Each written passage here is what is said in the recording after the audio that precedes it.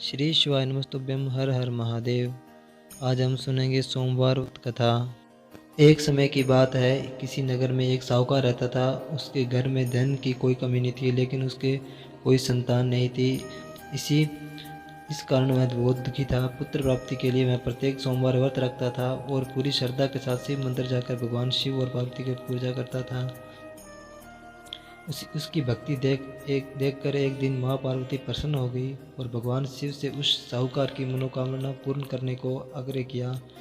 पार्वती जी की इच्छा सुनकर भगवान शिव ने कहा, हे पार्वती, इस संसार में हर प्राणी को उसके कर्मों का फल मिलता है और जिसके भाग्य में जो हो वो उसे भोगना ही पड़ता है। लेकिन पार्वती जी ने साहूकार की भक्ति का मान रखने के लिए उसकी मनोकामना पूर्ण करने की इच्छा जताई। माता पार्वती के आग्रह पर शिवजी ने साहूकार को पुत्र प्राप्ति का वरदान तो दिया, लेकिन साथ ही यह भी कहा कि उसके बालक की आयु केवल 12 वर्ष होगी। माता पार्वती और भगवान शिव की बातचीत को साहूकार सुन रहा था। उसे ना तो इस बात की खुशी थी और ना ही दुख था। वह पहले की भांति ही शिवजी की पूजा करता रहा। कुछ समय के बाद साहूकार के घर एक पुत्र का जन्म हुआ। जब वह बालक 11 वर्ष का हुआ तो उसे पढ़ने के लिए काशी भेज दिया गया। साहूकार ने पुत्र के मामा को बुलाकर उसे बहुत सारा धन दिया और कहा कि तुम इस बालक को काशी विद्या प्राप्ति के लिए ले जाओ और मार्ग में यज्ञ कराना। जहाँ भी यज्ञ कराओ वहाँ ब्राह्मणों को भोजन कराते और दक्षिणा देते हुए जाना। दोनों मामा भांजे इसी तरह यज्ञ कराते और ब्राह्मण को दान दक्षिणा देते काशी की ओर चल पड़े। रात में एक नगर पड़ा जहाँ नगर के राजा की कन्या का विवाह था, लेकिन जिस राजकुमार से उसका विवाह होने वाला था वह एक आंख से काना था।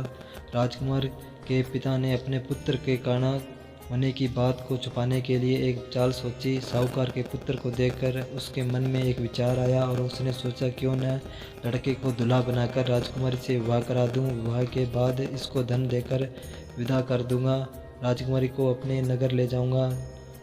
लड़के को दूल्हे के वस्त्र पहनाकर राजकुमारी से विवाह कर दिया गया, लेकिन साहूकार का पुत्र ईमानदार था। उसे यह बात न्याय संगत नहीं लगी। उसने अवसर पाकर राजकुमारी की चुन्नी के पल्ले पर लिखा कि तुम्हारा विवाह तो मेरे साथ हुआ है, लेकिन जिस राजकुमार के संग तुम्हें भेजा जाएगा वह एक आंख से काना है। मैं तो काशी पढ़ने जा रहा हूँ।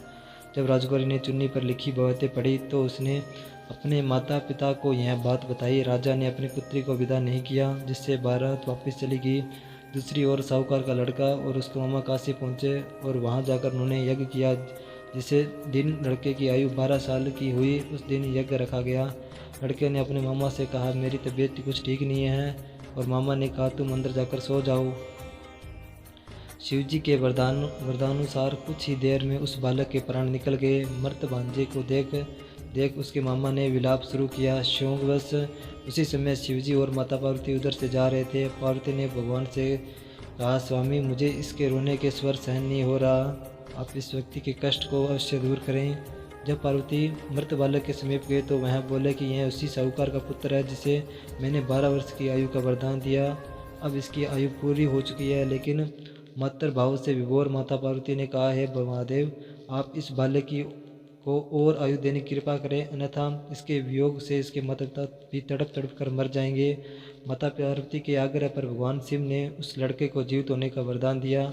शिव जी की कृपा से वह लड़का जीवित हो गया। शिक्षा समाप्त करके वह लड़का मामा के साथ अपने नगर की ओर चल दिया। दोनों चलते चलते हुए उसी नगर में पहुंचे जहां उसका विवाह हुआ था। उसी नगर में उन्होंने यज्ञ का आयोजन किया। उस लड़के के ससुर ने उसे पहचान लिया। महल में ले जाकर उसकी खातिरदारी की और अपनी पुत्री को विदा किया। इधर साहूकार और उसकी पत्नी भूखे प्यासे रहकर बेटी की प्रतीक्षा कर रहे थे। उन्होंने प्रण कर रखा था कि यदि उन्हें अपने बेटे की मृत्यु का समाचार मिला तो वह भी प्राण त्याग देंगे, परंतु अपने बेटे की जीवित होने का समाचार पाकर वह भी बेहद प्रसन्न हुए। उसी रात भगवान शिव ने व्यापारी के स्वप्न में आकर कहा, हे श्रेष्ठी, मैंने तेरे सोमवार व्रत कथा सुनने से प्रसन्न होकर तेरे पुत्र को लंबी आयु प्रदान किया है। इसी प्रकार जो कोई सोमवार व्रत करता है, कथा सुनता है और पढ़ता है, उसके सभी दुख दूर होते हैं और समस्त मनोकामनाएं पूर्ण होती है। हर हर महादेव।